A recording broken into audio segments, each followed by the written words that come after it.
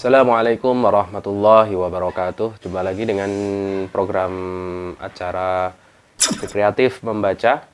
Kali ini kita masih akan membaca buku Profil Keluarga 30 Sahabat Nabi SAW yang dijamin masuk surga, yang buku ini ditulis oleh Syekh Dr. Jasim Muhammad Badar, di mana versi terjemahan Indonesianya diterbitkan oleh penerbit Kiswah Media. Kemarin kita telah sampai pada sahabat yang ke-10 atau sahabat-sahabat yang 10 sahabat yang dijamin masuk surga. Kita akan lanjutkan pada bagian kedua tentang mereka yang dijamin masuk surga selain 10 sahabat Nabi. Di antara mereka yang dijamin masuk surga selain 10 sahabat Nabi, yaitu yang pertama atau yang ke-11, yaitu Bilal bin Rabah radhiyallahu taala anhu. Ia adalah sahabat Nabi SAW yang bernama Bilal bin Rabah al-Habsyi, muadzin Rasulullah SAW yang asalnya dari Habasyah atau Ethiopia. Abu Abdillah menurut versi yang lain juga disebut dengan Abu Abdil Karim. Ibunya bernama Hamamah, sebagai budak milik seorang dari Bani Jumah, yaitu bagian dari kaum Quraisy. Bilal mempunyai saudara perempuan bernama Afrah atau Afroh, dan saudara laki-laki bernama Khalid. Pada mulanya Khalid bernama Tohbal, kemudian Umar bin Khattab mengubahnya menjadi Khalid. Bilal bin Rabah usianya sebaya dengan Abu Bakar. Ini artinya bahwa Bilal lahir sekitar 3 tahun setelah peristiwa Gajah. Bilal termasuk kalangan yang paling terdahulu masuk Islam. Ada yang mengatakan bahwa Bilal adalah budak pertama yang masuk Islam. Diriwayatkan dari Imam Mujahid, ia mengatakan yang pertama kali menyatakan Islam secara terbuka ada 7. Rasulullah SAW, Abu Bakar, Bilal, Khabab, Suhaib, Ammar, dan Sumayyah ibu Ammar. Begitu mengetahui Bilal masuk Islam, Bani Jumah mulai melakukan penyiksaan kepadanya. Di siang hari yang sangat terik, Umayyah bin Khalaf mengeluarkannya lantas membaringkannya di atas batu-batu kerikil di Makkah. Kemudian menyuruh orang untuk meletakkan batu besar di dadanya. Umayyah pun berkata, ia akan tetap dengan kondisi seperti ini sampai ia mati atau mengingkari Muhammad. Namun Bilal tetap mengatakan ahad, ahad, ahad atau esa. Bilal tidak melontarkan satu patah kata pun kepada mereka sesuai dengan yang mereka inginkan. Kemudian ia dibeli oleh Abu Bakar As-Siddiq senilai 7 uqiyah dan kemudian dimerdekakan. Setelah itu ia senantiasa menyertai Nabi SAW dan mengumandangkan adzan untuk beliau. Bagi beliau SAW, ia seperti pengawal. Ia menyertai beliau di semua peristiwa penting yang terjadi, mulai dari perang Badar, Uhud, Khandaq, dan semua peristiwa penting yang lain. Nabi SAW mempersaudarakan antara Bilal dengan Abu Ubaidah bin Jarrah. Menurut versi yang lain, Bilal dipersaudarakan dengan Abu Ruwaiha, yang bernama asli Abdullah bin Abdurrahman al-Khos'ami. Terkait jaminan masuk surga yang diberikan atau yang diterima oleh Bilal, terdapat pada hadis yang diriwayatkan dari Abu Hurairah radhiyallahu taala anhu bahwa Nabi SAW bersabda kepada Bilal pada saat salat subuh, "Ya Bilal, wahai Bilal, hadithni bi arja amalin amiltahu fil Islam." Beritahukan kepadaku tentang amal yang paling dapat diharapkan yang kamu kerjakan dalam Islam. Fa inni sami'tu daf na'laika baina yadayya fil jannati. Karena sesungguhnya aku mendengar detak kedua sandalmu di hadapanku di surga. Bilal menjawab, aku tidak tahu amal apa yang paling diharapkan bagiku.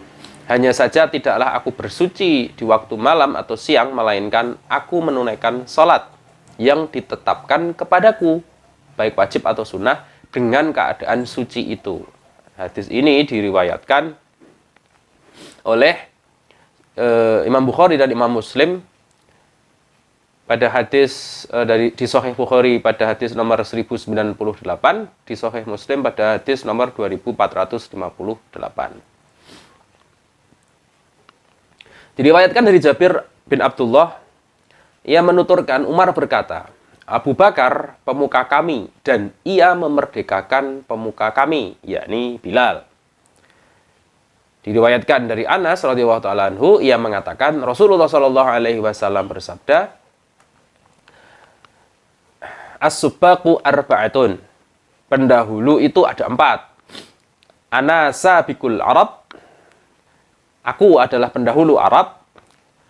Wa Suhaibu sabiqur Rum. Suhaib itu pendahulu Romawi. Wasalmanu sabiqu Faris.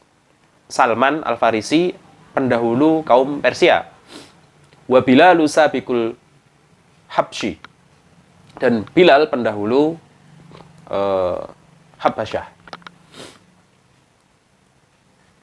Diriwayatkan dari Abu Umamah radhiyallahu taala anhu, ia mengatakan aku mendengar Rasulullah shallallahu alaihi wasallam bersabda, Ana sabiqul Arab ilal jannah, wa Suhaib sabiqur Rum ilal jannah, wa Bilal sabiqul Habasyah ilal jannah, wa Salman sabiqul Fursi ilal jannah. Aku yang mendahului bangsa Arab ke surga, Suhaib yang mendahului bangsa Romawi ke surga, Bilal yang mendahului bangsa Habasyah ke surga, dan Salman yang mendahului Persia ke surga. Diriwayatkan dari Abdullah bin Zaid radhiyallahu taala anhu, dalam hadis yang diriwayatkan terkait mimpinya tentang adzan, ia mengatakan, pada keesokan harinya aku menemui Rasulullah Shallallahu Alaihi Wasallam lantas memberitahu beliau tentang mimpi itu. Beliau pun bersabda, Innaha la ru'ya haqqa insyaallah. Sesungguhnya itu mimpi yang benar insyaallah. Faqum ma'a Bilali fa'alqi alaihi ma ra'aita falyu'adzin bihi fa innahu anta sautan minka. Bergegaslah bersama Bilal lalu sampaikan kepadanya tentang mimpimu itu dan hendaklah ia mengumandangkan adzan dengan lafal yang itu. Sesungguhnya ia lebih berkumandang suaranya dibanding kamu. Bilal memiliki fisik kulit yang sangat coklat ke hitam, lebih ke hitam, tinggi kurus, mempunyai banyak rambut, kedua pelipisnya tipis, banyak uban tanpa diubah. Ia seorang yang rendah hati, taat beribadah, dan zuhud. Tatkala Rasulullah Shallallahu Alaihi Wasallam wafat dan dimakamkan, Abu Bakar radhiyallahu taala anhu berkata kepada Bilal, "Kumandangkan adzan." Dan Bilal menjawab, "Jika engkau memerdekakanku hanya agar aku menyertaimu, maka ini dapat dimaklumi. Namun jika engkau memerdekakanku karena Allah, maka biarkan aku dengannya." Abu Bakar menegaskan, "Aku memerdekakanmu hanya karena Allah." Bilal pun berkata, "Sesungguhnya aku tidak mengumandangkan adzan untuk seorang pun setelah Rasulullah Shallallahu Alaihi Wasallam." "Terserah kamu," kata Abu Bakar pasrah. Bilal tinggal di Madinah hingga ketika para utusan keluar menuju Syam, ia pun ikut bersama mereka sampai mereka berhasil menaklukkan Damaskus. Dan ia tinggal di sana sampai wafat pada masa pemerintahan Umar bin Khattab. Lantaran ketika ada wabah atau pandemi Amwas pada tahun 20 Hijriah, kemudian beliau termasuk yang terkena. Jadi bersama sahabat Abu Ubaidah. Bilal dimakamkan di Damaskus di sisi pintu kecil dalam usia sekitar 69 tahun. Menurut versi yang lain, beliau dimakamkan di Halab.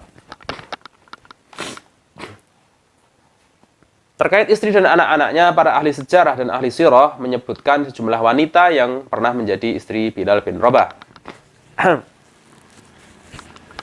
Namun jumlah mereka dapat disimpulkan melalui pengamatan hanya yang dapat diamati hanya 4 orang istri. Sebagaimana mereka pun tidak menyebutkan seorang pun dari anak-anaknya. Barangkali mereka memang tidak memaparkan keterangan terkait hal ini. Di antara istri-istrinya adalah yang pertama Hindun al-Khawlaniyah. Ia merupakan penduduk Daria. Dalam sebuah riwayat dinyatakan bahwa ia termasuk generasi sahabat Nabi. Kemudian yang kedua anak perempuan Bukair bin Abdi Yalil bin Nasib bin Ghirah bin Sa'ad bin Laith al-Quraisyiyah. Mereka tidak menjelaskan namanya, akan tapi dalam riwayat dinyatakan bahwa saudara-saudaranya hendak menikahkannya dengan seorang laki-laki.